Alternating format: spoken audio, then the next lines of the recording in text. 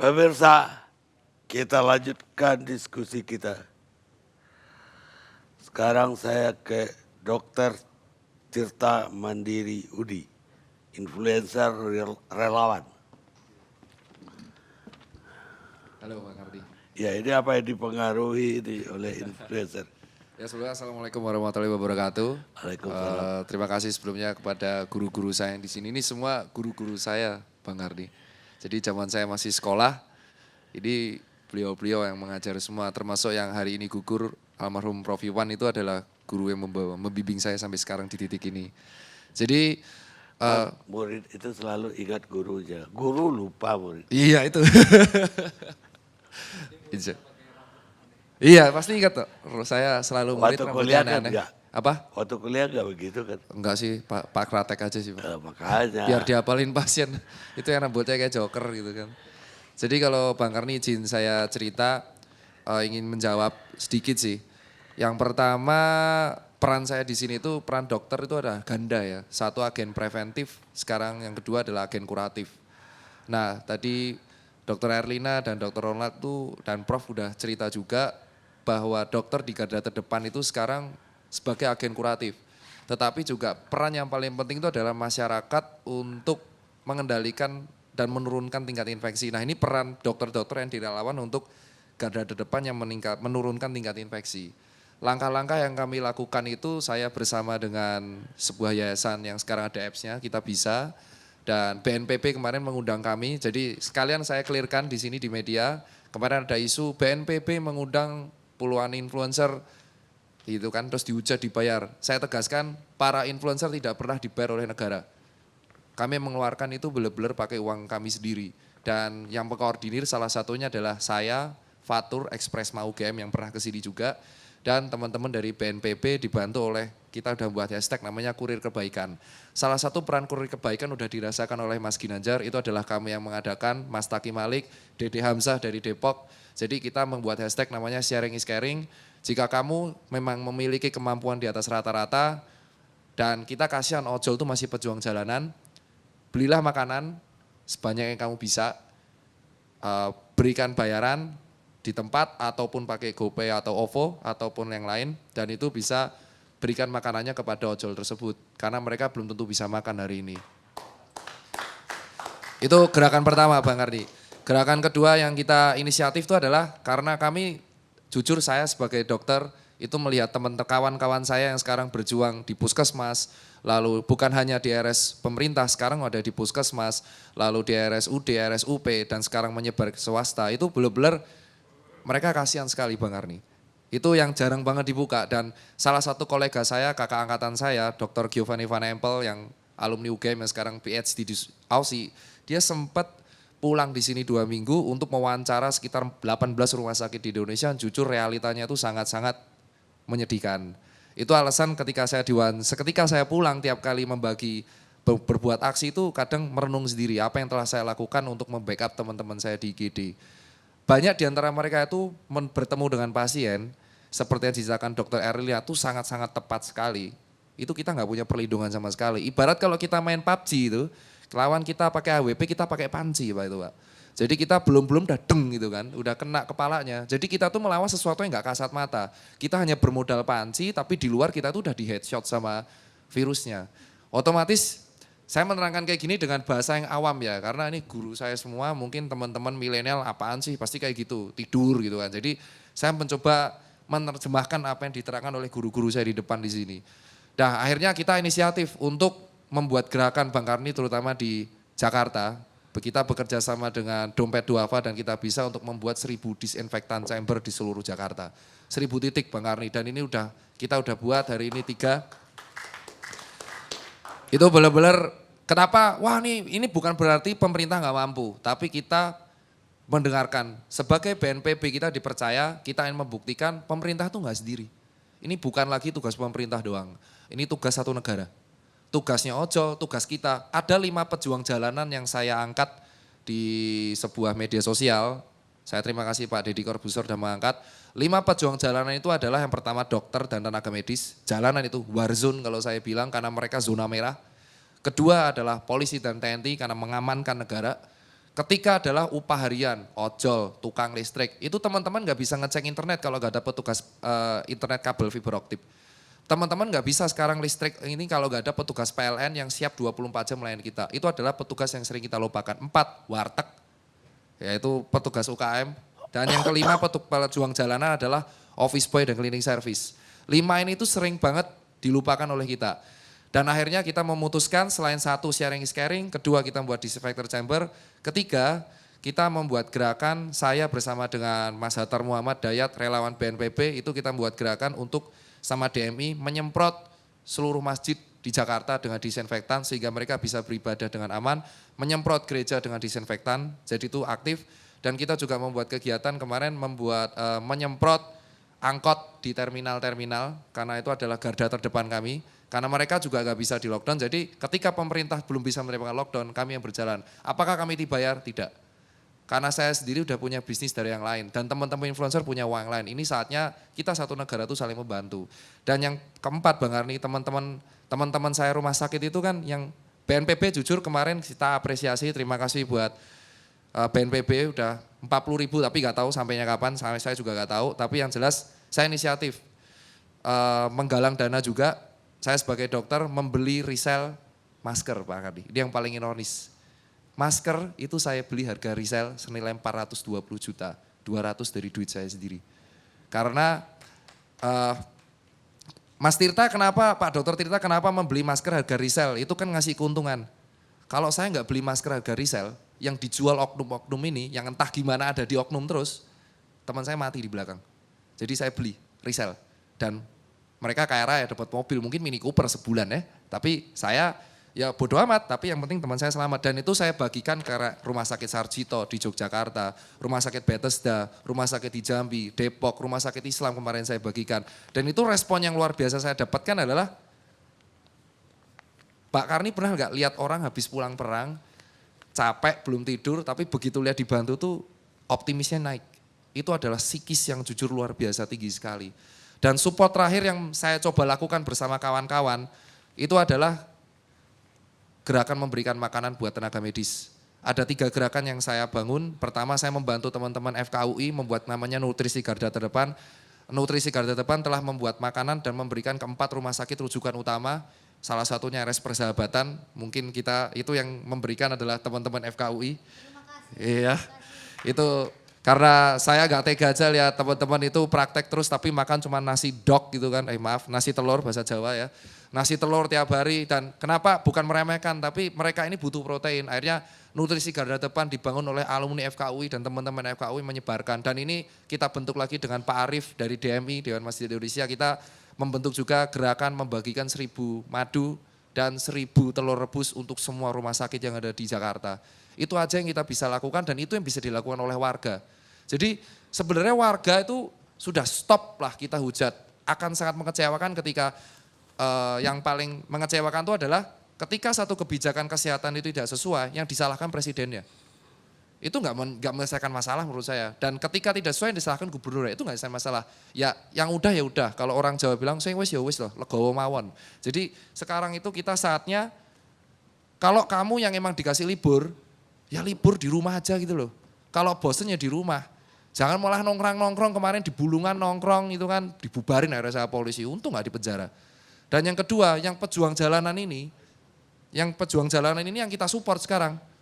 Yang kita support secara mandiri dari teman-teman influencer, dari teman-teman dokter, dari teman-teman relawan yang kita support dengan membangun disinfektan chamber, mengajari cara cuci tangan. Dan kalau pulang rumah, jangan lupa kalau kamu emang tetap di jalan, pulang rumah jangan nyentuh anak dulu, jangan nyentuh istri dulu, jangan nyentuh orang tua dulu, langsung cuci tangan, cuci kaki, ke WC dulu.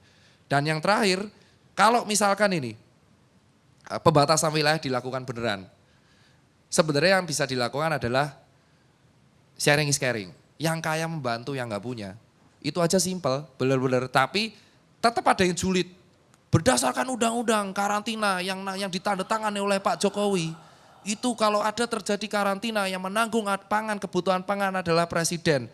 Ya emang, lah kau kira beli 2.000 ton beras itu gampang. Orang tuh kadang di media sosial bisa ngetik, tapi mereka nggak mikir impactnya ke depan kayak apa. Selama pemerintah itu butuh proses. Anggap aja pemerintah, oke, pemerintah sekarang ada maksud Pak Jokowi kemarin di media sosial ya Pak Fajrul, itu foto di gudang beras ya. Saya lihat itu Pak Jokowi foto saya sedang memperhatikan kebutuhan pangan di Indonesia. Itu sebenarnya adalah sebuah statement psikis bahwa nih loh kebutuhan pangan siap kalau sewaktu-waktu ada apa-apa. Nah, tapi pemerintah itu butuh proses. Pemerintah butuh proses dan ketika butuh proses itu, selayaknya kita, kalian tuh saudara Atta Halilintar gitu kan, teman-teman Reza Arab, Rachel V-nya dan teman-teman yang punya follower banyak yang selalu pamer mobil mewah di setiap Instagram dan YouTube-nya. Itu kan, tolonglah jual satu mobilmu dan berikan itu donasi ke teman-temanmu kalau emang kamu real pahlawan di sini men. Jangan cuma manfaatin follower buat pribadi. Ya kan Pak? Merdeka itu buat ojol, kenapa? Karena separuh pegawai saya, Susan Care, saya punya bisnis Susan Care, separuh pegawai saya itu anak jalanan. Saya itu juga pernah geladang, karena dari jadi dokter, saya ngerantau ke Blok M buat sewa, buat ruko sama kos, gak ada, saya ditampung sama teman-teman preman di Blok M. Dan di situ saya ngerti hidup harian kayak apa. Itu harusnya peran influencer sangat gede. Bayangin ads 10 juta subscriber, itu berapa miliar? Sumbanginlah langsung tuh buat ojol semua, mereka akan lockdown langsung 14 hari. Bener gak Pak? Ya itu, selesai. Tapi mau gak teman-teman influencer? Ya enggak, punya, bisa gak? Tapi kalau emang gak bisa, contoh Rachel V-nya, kemarin donasi dapat 5M, 2M langsung kasih PMI, lewat kita bisa. Nah yang lain ini, sembari menunggu pemerintah menyiapkan opsi, selayaknya kita yang kaya membantu yang miskin. Corona itu harusnya menjadi momen buat rakyat Indonesia untuk saling membantu. Yang dokter itu pahlawan sejati di sini, 8 tenaga medis sudah tumbang. Kalau sampai semua tenaga medis ini tumbang, ya udah siapa yang mau nolong? Habis men, Indonesia nggak boleh jadi kayak Itali bos. Itu, Itali itu kenapa bisa kayak gini? Kalau nggak salah bisa dicek ya, itu dokter di China dikirim volunteer dan dia mengatakan, sorry maaf dengan segala hormat, warganya ngeyel. Ya kan, udah ada yang jalanan tetap nongkrong. Saya masih ingat banget ada yang saya tegur, saya dokter, saya tegur itu. Di depan nongkrong kafe, bubar bor, ngapain jam segini nongkrong di luar sampai ngerokok. Nyawa gua, yang mati gua. Sebelum COVID menyerang gua pengen party dulu, buset. Iya, lu mati tapi lu nyebabin dokter-dokter juga mati Pak. Mending gua matiin lu lama-lama, gua laporin polisi, dibubarin di Blok M. Itu jadinya Blok M dibubarin, maaf tuh saya ngelaporin. Polda, karena saya nggak mau kalau kalian nongkrong tuh matiin teman-teman saya masalahnya. Karena hari ini guru saya udah meninggal, saya nggak mau dokter tuh tumbang dan perawat tuh tumbang. Udah cukup lah tuh 8 itu. Dan mereka tuh harusnya dianggap pahlawan Indonesia. Bukan benar-benar pahlawan. Dan yang pertanyaannya yang terakhir, karena itu sedikit kegiatan kami Bang Karni. Dan jujur saya tidur hanya 4-5 jam, besok pagi saya harus jam 7 ke RSUD Kebayoran. Itu red zone, kita harus masang 2 desinfektan di situ. Lalu siang saya ke RSCM untuk masang disinfektan chamber di situ. Sorenya kami akan memasang disinfektan di 5 chamber dan MRT dan tempat markas ojol. Ada 1 disinfektan saya pasang di depan markas Gojek Pak. Jadi nanti Grab sama Gojek bisa ke sana, tadi udah banyak Pak. Dan ini pertanyaan saya buat mungkin ada Bang Fajrul dan ex-menteri keuangan Pak Fuad. Yang saya tanyakan itu adalah kita saatnya bukan menyalahkan Pak. Cuman kok bisa sih APD itu langka di Indonesia? Apakah tidak ada sebuah kebijakan untuk melok APD di Indonesia sehingga kebutuhan APD itu terpenuhi? Karena itu bukan tugas dokter. Ketika dokter itu sampai berdonasi untuk sesama dokter, itu berarti ada yang salah. Dan itu bukan berarti menyalahkan pemerintah, tapi harus segera dievaluasi. Terus yang kedua, saya hanya melaporkan teman-teman saya dari Giovanni Van Empel ini dan melaporkan kerjaan dokter di lapangan. Mereka tuh sering nangis Pak, tiap malam. Kenapa? Karena nggak bisa pulang. Dan mereka nggak tega pulang karena ninggalin pasien di IGD dan di ruang isolasi. Dan faktanya adalah yang teman-teman semua ini harus tahu adalah teman-teman saya itu sebenarnya udah sakit. Semua ngerasain radang tenggorokan. Tapi mereka tetap swab test negatif, gas terus. Karena mereka nggak tega ninggalin pasien. Pertanyaannya adalah, ini kenapa SOP yang telah dibuat itu tidak menyebar rata di Indonesia Pak? Ini harus dievaluasi. Karena teman-teman saya residen sebuah di rumah sakit di Yogyakarta, itu sampai Februari tidak mendapatkan pelatihan penanganan corona. Jadi permasalahan di Indonesia itu bukan soal salah-salahan, tapi soal SOP yang berantakan. SOP yang berantakan. Jadi atasan sudah membuat SOP yang keren tapi tidak dilakukan dengan baik oleh jajaran tengah. Sehingga yang bawah akhirnya kita kayak pion maju aja terus. Kalau nonton film kayak 1917, 1917. Jadi komandannya nyuruh sekitar 20.000 tentara untuk perang padahal depannya itu jebakan Batman, isinya cuman granat dan meriam. Nah ibarat saya sekarang kayak gitu. Nah ini tolong dievaluasi. Dan evaluasi yang terakhir pertanyaannya adalah buat teman-teman, kenapa jubir Menkes itu kalau berbicara di media sosial tidak dikontrol ya Pak ya. Itu kekecewaan saya secara pribadi nih Bang Wajul. Jujur secara pribadi, karena kemarin sempat diundang di sebuah podcast, ini ada rumah sakit, mitra keluarga, kita sebut, ada pasien blow up, viral, wah viral tuh Pak. Jubir Menkes mengatakan, welcome to Indonesia, this is business. Itu rumah sakit dihujat habis-habisan Pak. Pak Menkes sudah minta maaf. Pak Menkes sudah minta maaf ya? Secara tertulis. Secara tertulis? Oh iya, berarti sudah bisa disebar di sini ya Pak, nanti didobel. Dan kedua, nah ini mohon lah Pak, ini yang ketiga permintaan saya mewakili teman-teman dokter, khususnya yang di IGD. Kita tuh kan lagi perang Pak. Tolonglah jubir Menkes ini, Pak Yuri kalau misal lihat, dilatihlah cara PR-nya Pak. Kemarin menentukan duta imunitas, itu gunanya buat apa gitu loh, duta imunitas. Terus yang kedua statement begitu di vlog orang gitu loh. Jadi tolonglah berbicara yang emang penting-penting aja. Kalau emang berbicaranya nggak penting, tunjuklah orang yang kompeten. Itu aja sih pesan Pak. Karena kasihan dokter udah berjuang di net. Ketika beliau tuh selalu mengeluarkan statement yang ambigu, itu pasti yang diserang adalah dokternya, perawatnya, dijulitin. Sudah digaji, sudah disumpah, tapi kayak gini. Dokternya tidak melayani pasien, padahal itu triase Pak. Sampai saya edukasi triase mati-matian. Triase itu adalah ada merah, ada kuning, ada hijau, ada hitam. Itu ketika pasien dalam kondisi darurat banyak banget, kita terpaksa harus triase. Benar kata Dokter Erlina, tidak semua masyarakat tahu ketika rumah sakit itu bludak atau penuh banget. Dan ini, wah ini kondisinya kayaknya masih bagus gitu ya dok ya. Masih bisa jalan-jalan. Mbak, kamu pulang dulu mbak. Tapi karantina diri sendiri. Karena rumah sakit penuh ini. Pulang dulu ya. Nah itu maksudnya triase teman-teman. Jadi itu yang menurut saya harus disampaikan. Jangan, Dokter Elina itu guru kita loh, SP Paru loh. Dan beliau udah sepuh. Beliau sepuh, kalau di guru besar nama bilang sesepuh. Sudah sesepuh tapi masih melayani pasien turun. Itu kayak, apakah dokter mudanya tidak ngapa-ngapain? Ini lebih gila lagi dokter muda ya. Jadi kemarin di Twitter yang mengatakan bahwa dokter muda tidak ngapa-ngapain itu saya pengen jitak gitu kepalanya itu ya. Karena jujur dokter mudanya itu dokter di Bintaro umur 36 tahun gak ada. Tita, saya boleh nambah dikit? Iya dokter Helena. Ya, jadi dokter-dokter muda di kami, jadi ada junior-junior saya itu berjibaku masuk ke ruang isolasi bergantian. Betul. Kemudian juga kami punya murid peserta PPDS atau residen yang sedang mengambil spesialis, mereka juga ikut.